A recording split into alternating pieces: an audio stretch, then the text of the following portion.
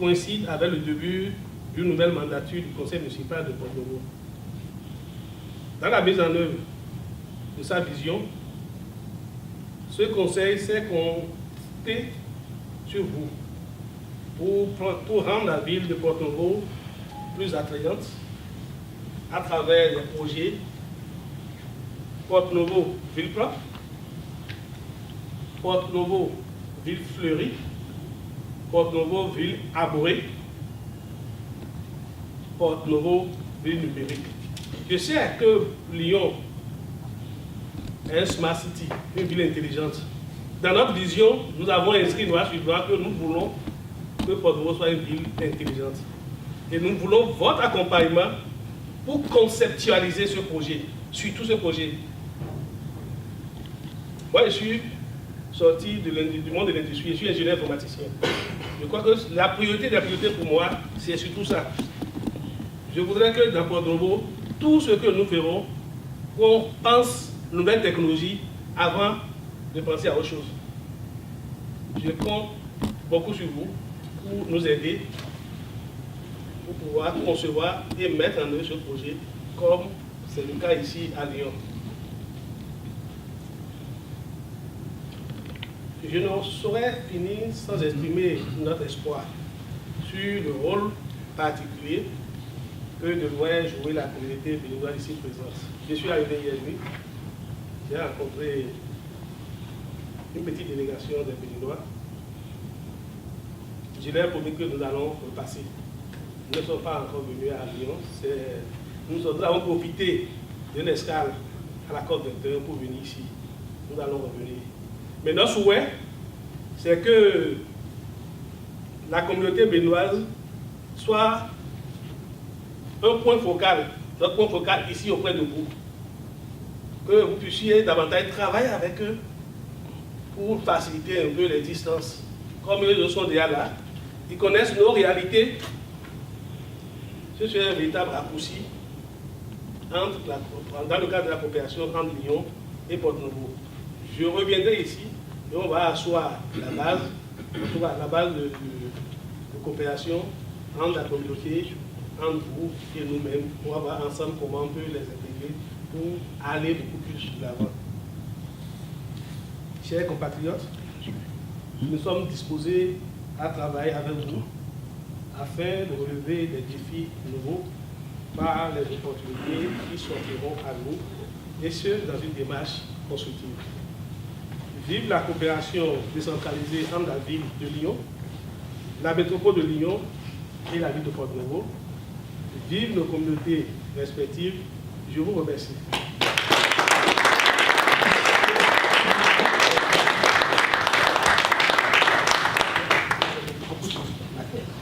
Je vous propose maintenant d'aller signer cette convention donc, qui retrace le cadre de la coopération pour les 3 prochaines années.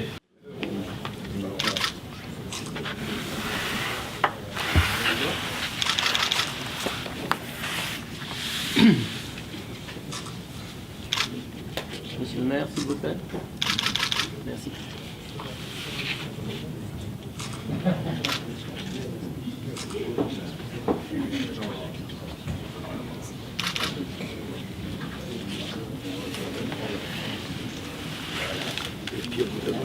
On mettra les dates.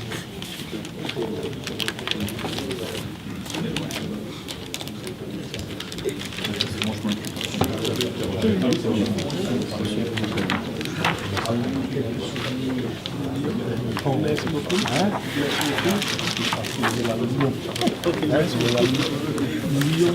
Attendez, vous voulez garder les stylos en souvenir.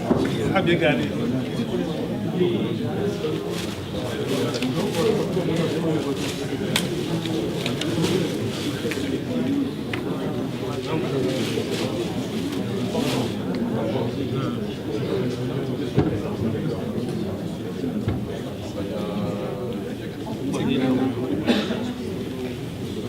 Monsieur le conseiller, nous vous portons ce symbole qui est le symbole qui permet de distinguer les princes chez nous. Ah, très bien. Donc nous vous faisons citoyen, prince de Porto-Novo. Prince de Porto-Novo. Écoutez, je vous remercie à tout le Merci monde. beaucoup. Et quand je viendrai à Porto-Novo, pouvez bien je le saurai comment m'habiller Ok, et d'accord. être le prince de Porto-Novo. Vous pouvez même le porter ici aussi en été. Ah, très bien. Donc, Philippe, Philippe. en souvenir de nos beaux rapports, je vous offre ce petit geste symbolique. Je crois qu'on aura l'occasion de se voir pour des choses plus importantes. Merci beaucoup. Merci beaucoup. Édouard.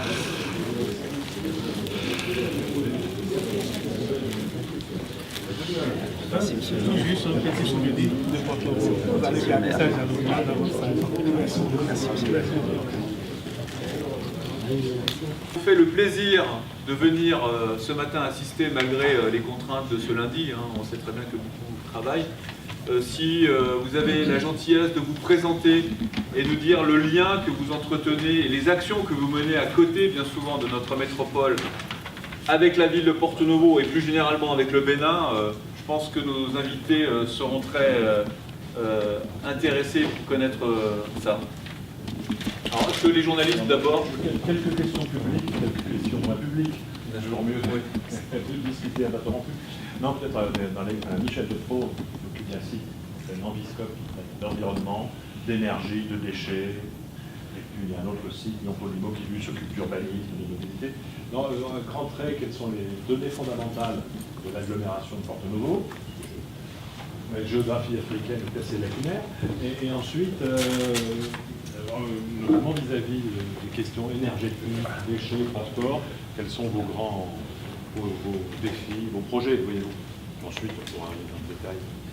Parce que je ne connais pas Porto-Novo. Je vous remercie. Porto-Novo est une ville qui est créée depuis le XVIe siècle et qui se trouve être la capitale du Bénin. Donc c'est une petite ville de 52 km² et qui est à environ 10 km du Nigeria, de la frontière avec le Nigeria. Donc c'est une ville qui est un peu en hauteur, en relief, mais entourée un peu d'eau. La bordure est un peu d'eau.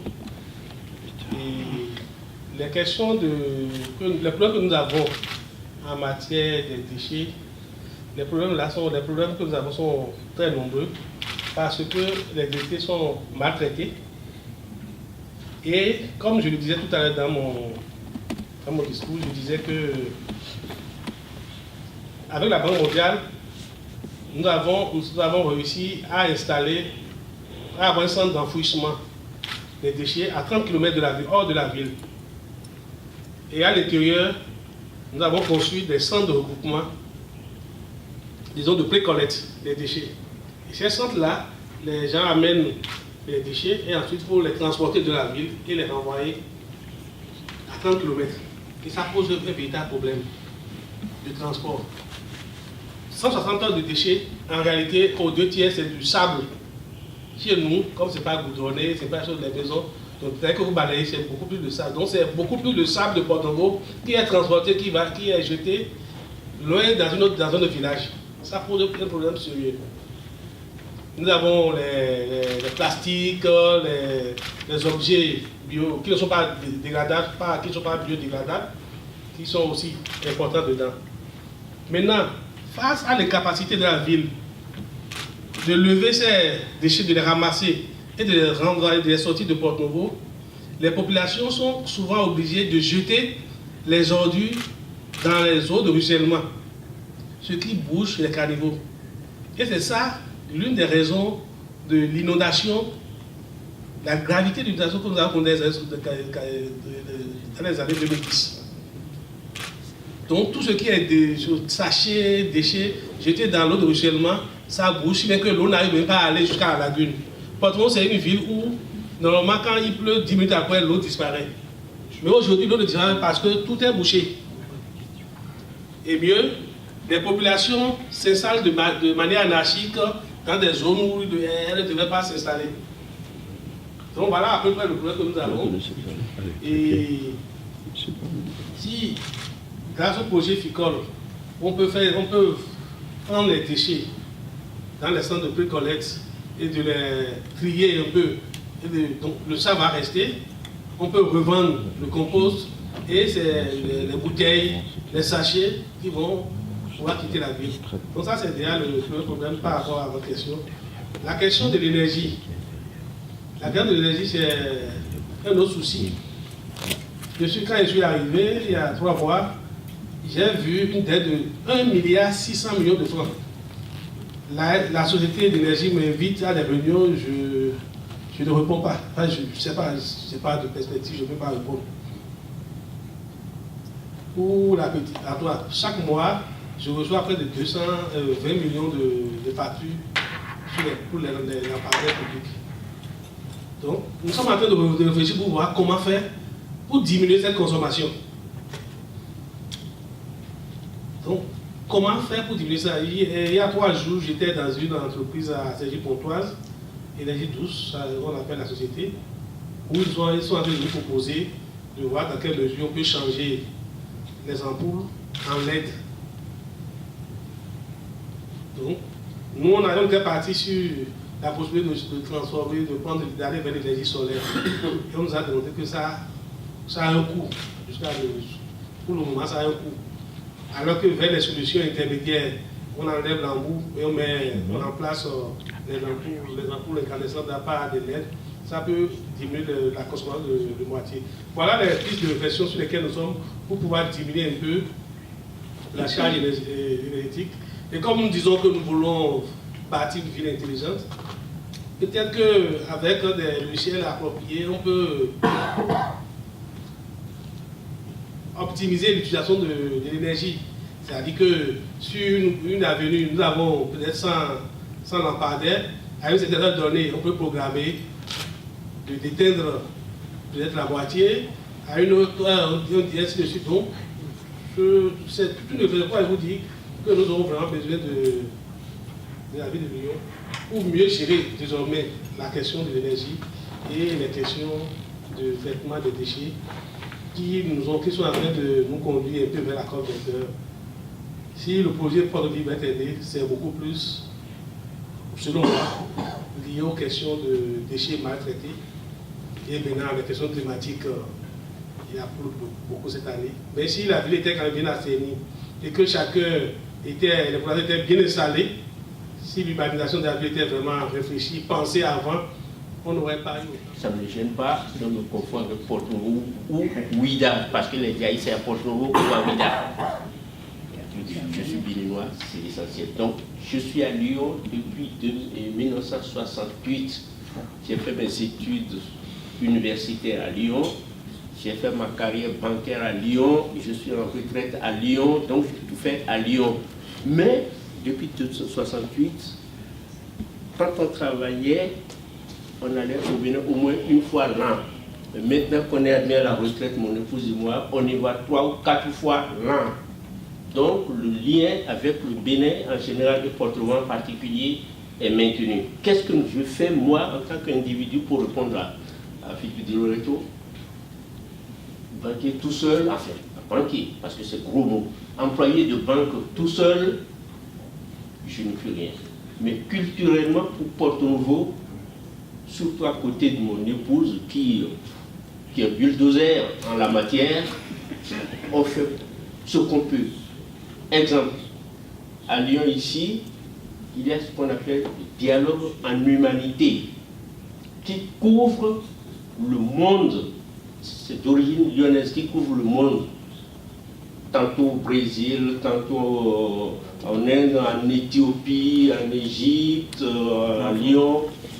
Et c'est nous, culturellement, qui l'avons entraîné à Porto-Novo l'année dernière. Donc les Brésiliens, les Maliens, les Indiens, les Français en groupe, enfin bref. Culturellement, ça fait le rayon de Porto-Novo dans le monde. Là maintenant, le 6 janvier, on remet à Porto-Novo. On le fait sur le Bénin, mais c'est toujours d'abord et essentiellement à Porto-Novo. Donc c'est le rayonnement de Porto-Novo à travers le monde. c'est ma petite contribution en tant que Béninois dans ce que je fais pour Porto Novo, parce que c'est moi qui représente Dialogue en Humanité pour ce qui concerne le Bénin. Voilà, merci. Vous pouvez rester à... Non, ça va. Si vous avez des... Sinon, je la porte. Oui, bon, c'est vrai que je salue d'abord tout le monde, ceux qui me connaissent et ceux qui ne me connaissent pas, c'est l'occasion. Effectivement, ça fait très longtemps que nous sommes lyonnais, mais cela n'empêche pas notre cœur de battre aussi pour le Bénin, le pays qui nous a donné le jour. Alors, depuis que nous sommes là, c'est vrai qu'on pense que ceux qui sont partis ne pensent pas au pays. C'est tout à fait le contraire. Le pays leur manque plus que vous qui êtes dans le pays. Et donc, à la longue, on se dit, mais il faut être utile à quelque chose. Et comme nous avons la chance d'être dans une ville comme Lyon, qui est partenaire de notre capitale, ben, on a saisi la balle au bord pour essayer d'apporter quelque chose. Modestement, moi, c'est la culture béninoise que je défends, à travers la tradition orale. Parce que quand moi j'étais jeune, je sais que les contes nous ont beaucoup éduqués. Malheureusement, dans nos pays, ça se perd. Les parents n'ont plus le temps. Il y a la télévision, il y a les MP3, il y a tout ce que vous voulez qui ne leur laisse plus le temps de penser aux racines de la culture béninoise.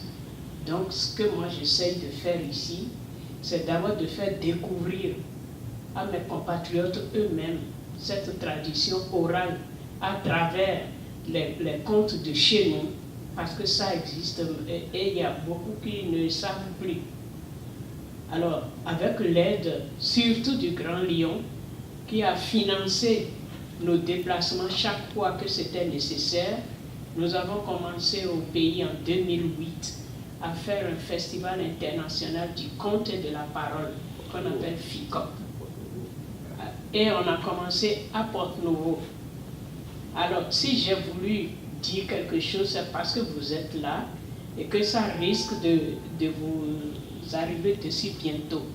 Parce qu'on n'a pas été soutenu du tout par la mairie de Porto Novo et ça a été très amer pour nous. Heureusement que Lyon était là pour nous faciliter les choses. Je ne veux pas, je vous dirai en face à face après tous mes ressentis. Je ne vais pas vous déshabiller ici, mais je n'étais pas contente. Ce n'est pas forcément matériel, comme dit mon époux, mais on s'expliquera plus tard. Le linge sale, c'est là en famille. Je vais tout simplement dire que cette démarche de valorisation, de sauvegarde de notre tradition orale, ça me tient beaucoup à cœur à travers l'association Domancé, Raconte, j'écoute, qu'on a créée à Lyon en 2008 et qui tous les 2 ans vient au pays avec des conteurs d'ici, des conteurs du Bénin, des conteurs de la Côte d'Ivoire, du Canada, qui sont venus à plusieurs éditions du FICOP au pays pour raconter notre culture et aussi la culture des autres, parce que quand on dit échange, ça ne va pas que dans un sens. Lyon nous a beaucoup apporté à travers les conteurs lyonnais qui sont dans l'association Domancé. Et la présidente de l'association Domancé, c'est une Française, c'est pas moi-même. Donc, c'est pour vous dire que quand les gens de la diaspora viennent avec un projet, il ne faudrait pas regarder ça avec un œil négatif. Il faut épauler ceux qui ont leur petite idée qui viennent. Donc, parallèlement à cette préoccupation de la sauvegarde de la tradition, c'est vrai que nos comptes, si nous-mêmes on ne fait rien pour les collecter, personne ne saura ce que c'est. Donc, parallèlement à ce festival, j'ai essayé aussi de collecter, surtout dans la région d'Abomey dont je suis originaire, les contes, et ça a donné lieu à au moins 6 livres qui sont publiés au pays. Ils savent, la télévision le sait, ils l'ont présenté à plusieurs reprises. Donc si vous allez dans les librairies sur place, vous trouverez les contes du Bénin écrits par Christine Adjaki. Et récemment, nous allons venir avec le dialogue en humanité, comme il a dit, ça sera les 8, 9 et 10 janvier. Voilà. Et puis d'autres projets suivants. Merci.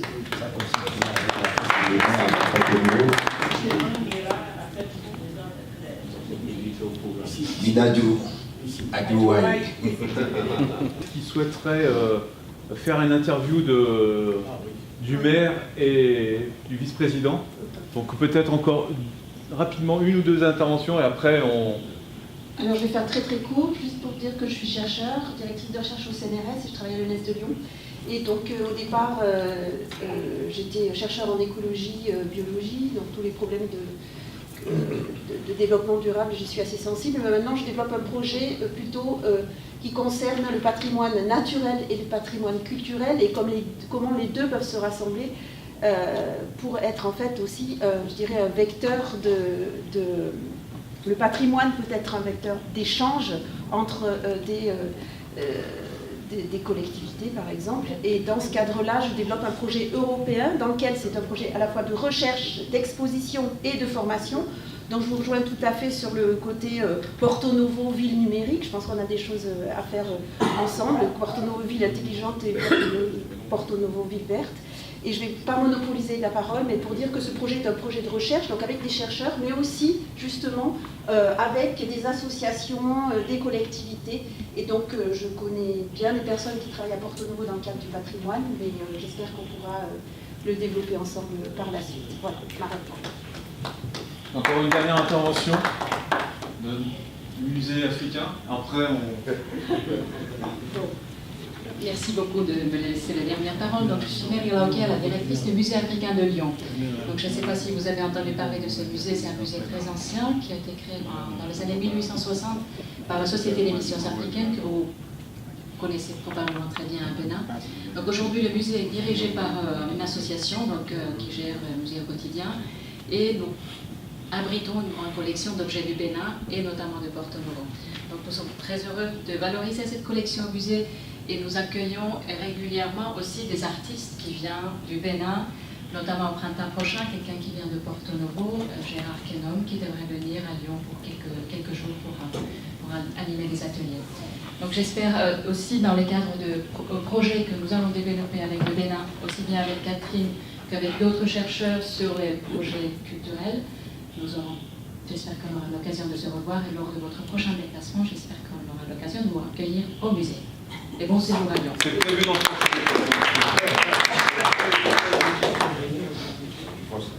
Ok. Je voudrais remercier les uns, les autres pour les apports, les contributions. Je voudrais tout simplement vous rassurer. Vous avez en face de vous un homme de culture. Il est vrai que je suis un scientifique. Ceux qui m'ont connu quand j'étais directeur de cabinet du ministère de la Culture et de la Communication doivent savoir que j'avais beaucoup contribué pour la culture dans notre pays. Donc, j'ai une oreille attentive à tout ce qui est culturel. Et actuellement, nous avons un vaste projet culturel qui est en train d'être préparé. On ne pouvait pas en avoir l'occasion de tout dire ici. Donc, on aura l'occasion de se retrouver. Ce que je voudrais vous demander, tous ceux qui ont des projets, des idées de projets, essayez de nous les envoyer. Si vous nous les envoyez à Porto Novo, vous envoyez aussi à l'agglomération de Lyon pour que, lors de cette convention, qu'on puisse trouver les moyens pour les intégrer. Donc, il ne faut pas qu'on attende la signature pour vraiment en parler. Donc, je souhaiterais qu'avant la prochaine convention, d'ici 2 ans, que toutes ces idées que les uns, les autres ont, qu'on puisse les savoir, qu'on commence pas déjà à échanger, pas en parler, qu'on échange pas avant ce projet-là. Je crois que ça va nous donner des idées. Seuls, nous ne pourrons rien. Ça, c'est sûr. Avec l'apport des uns et des autres, nous devons pouvoir faire quelque chose de bon. Je sais qu'il y a nous avons beaucoup de créateurs dans nos deux villes. Il suffit seulement de les avoir. Dès que nous avons ces informations, on pourra vraiment le faire.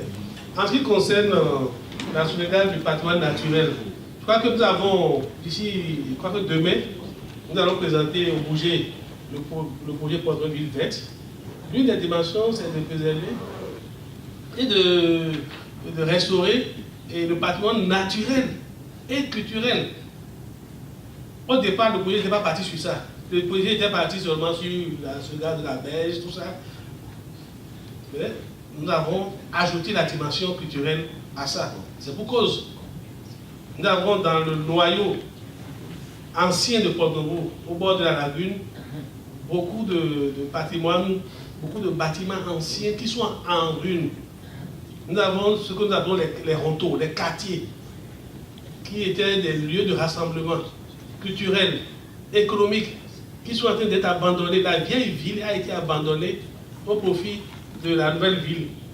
Dans le cadre de ce projet pour une ville verte, nous aurons les moyens de réussir tout ça, de restaurer, de valoriser tout ce que nous sommes en train de faire. C'est pourquoi ce projet est vraiment très intéressant. C'est à la fois, ça règle le problème climatique, mais ça règle d'autres problèmes culturels.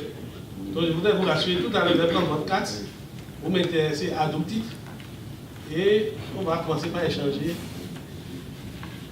Mais je vous rassure que nous allons revenir. La question est toute simple, elle est justement de savoir pourquoi ou comment les villes sont le bon échelon pour les questions de coopération décentralisée. Alors les villes sont le bon échelon. D'abord, il faut que je fasse un petit rappel historique au niveau législation française. La coopération décentralisée, elle date depuis déjà une vingtaine d'années. Elle a été confortée au niveau des lois dans la mesure où le législateur a donné aux collectivités territoriales des compétences très diverses, en particulier, je dirais, les communautés de communes, toutes les intercommunalités, en matière d'urbanisme, en matière d'alimentation en eau, en matière d'assainissement, en matière de gestion des déchets. Donc ces compétences, nous avons aujourd'hui mis en œuvre des services qui ont à gérer toutes ces compétences. Et aujourd'hui, eh bien, je crois que c'est pas l'État qui gère directement ces compétences, c'est bien les collectivités locales. Et dans la mesure où elles gèrent ces compétences, eh bien, elles sont tout à fait, je dirais, destinées à développer leurs compétences avec la coopération décentralisée, c'est-à-dire d'échanger avec les villes qui le souhaitent, de pouvoir mettre en place des programmes. Et aujourd'hui, nous avons la signature de cette convention qui le prouve, la gestion des déchets. Nous avons un savoir-faire, nous avons acquis beaucoup d'expérience et nous pouvons à ce moment-là échanger. Voilà, aujourd'hui, la gestion des déchets, ce sont des collectivités locales, ce n'est pas l'État qui le fait. Et en même temps, ça permet d'avoir plus de souplesse et puis plus d'efficacité. D'efficacité parce que c'est de ville à ville. On a une convention, on la met en œuvre et on l'applique. Et cette convention aussi permet, de commune à commune, d'échanger et d'établir entre collectivités, je dirais, un programme de développement. À l'heure où, pour des raisons budgétaires ou politiques, certains dénoncent les budgets alloués à la coopération décentralisée, en quoi c'est un atout pour la métropole de Lyon de participer à ces politiques de coopération? Alors, il y a déjà un point politique qu'il faut aussi développer. Donc, Lyon, la métropole, est une ville humaniste, avec des valeurs humanistes. Ça, je crois que c'est quand même important de le signaler, de rappeler une solidarité internationale, une ouverture auprès des hommes et des femmes qui veulent bien travailler ensemble. Je crois que c'est quand même déjà pour poser le cadre. Aujourd'hui, on est souvent en train de constater un repli sur soi. Vous avez des partis extrémistes qui développent des idées, je dirais, de nationalisme, je dirais, déplacé. Aujourd'hui, on est dans un monde ouvert, c'est la mondialisation, il ne faut pas l'oublier. Et donc notre devoir aussi, c'est de faire en sorte qu'il y ait de l'humanité dans toutes ces, je dirais, tous ces échanges. Ça, je crois que c'est aussi important. Éviter le repli sur soi, assurer l'ouverture et, bien évidemment, assurer cette ouverture sur les fondements humanistes de notre cité. Merci. Alors, hop, je me rapproche. Est-ce que vous pouvez nous expliquer le plus simplement possible, parce que ça peut rapidement être très technique, ce que le partenariat signé avec la métropole de Lyon va vous permettre, vous, très concrètement, de réaliser sur votre ville?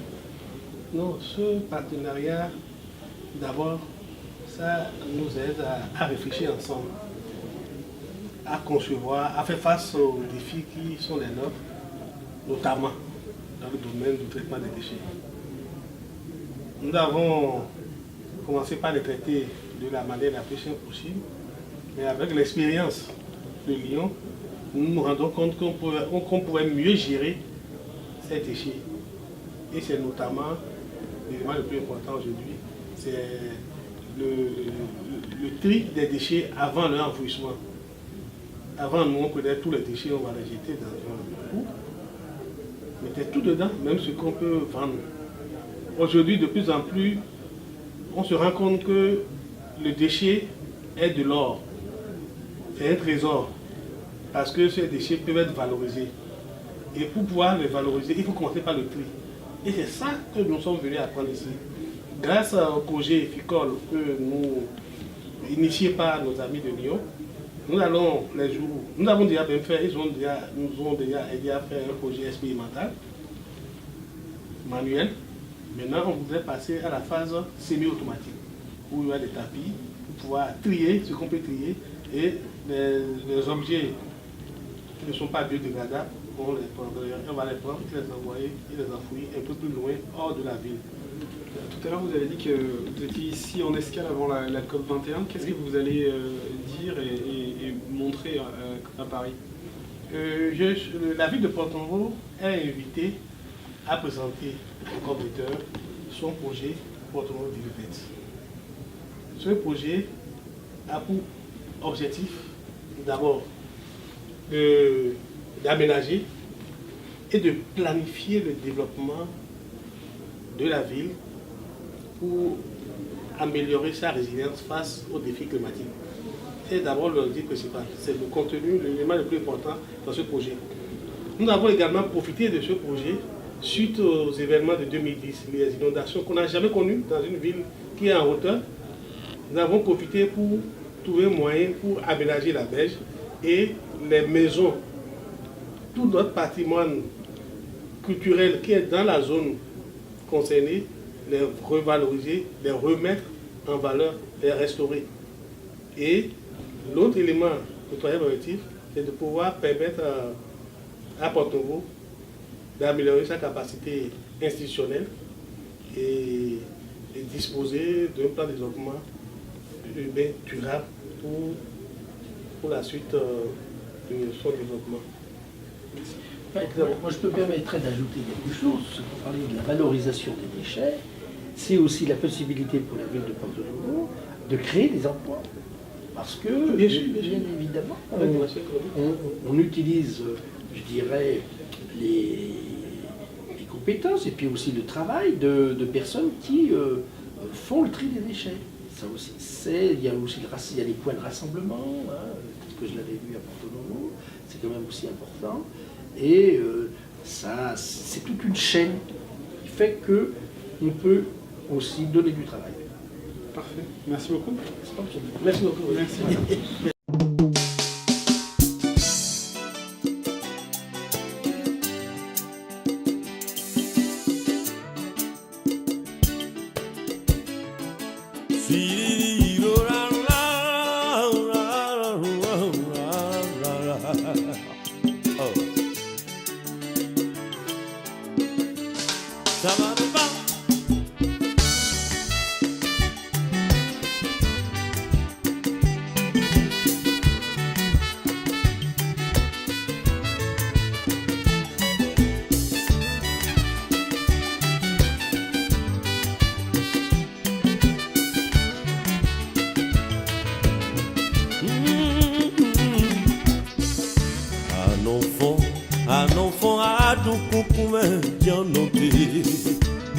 Anofo le pombe jorote e wa gowe awa kambion do Jesu motimba we akopin bonjon do boye no ina wa yo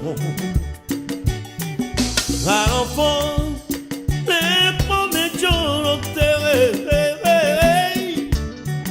un enfant souci koe odonoe et un wakokanwe awa kambion do Jésus motimba weya akompin bon John do boyono inowayo ni oto no kudo zeta kwedaga bokon Jésus e kabi ason we pledo e sa se kodaga bokon Jésus Jésus no fini we Bona wa logono bezon tuwe Akonkwi ponjan no do bonyono inawayon Akonkwi ponjan no do Udo suru suru Akonkwi ponjan no do inawayon Zero konto eraga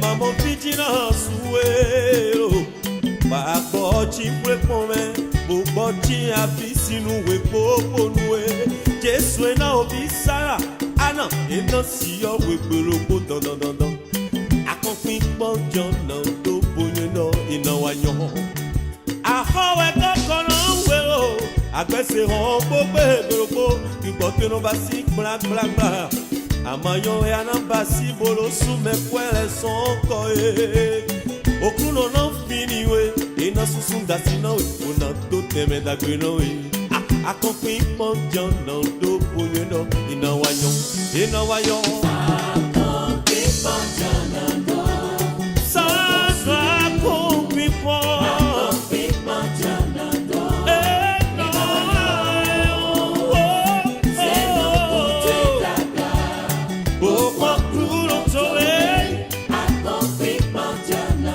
Jemei a bofundo efero do akonfipon Jesu na dio bezo ndui Unan sonu na we, unan la una we Unan sewe si an ya hopile si jongi Aojo kweche Akonfipon jana do boneno inawanyo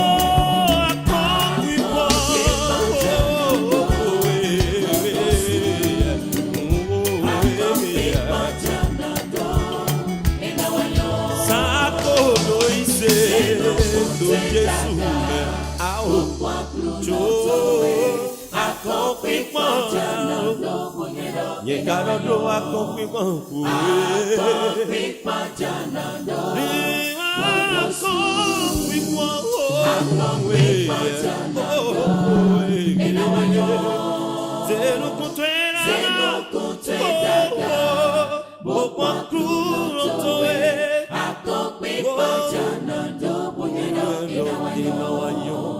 Devi sunu, devi nyonu, doa accomplir to Jésus me bon, bonnuendo.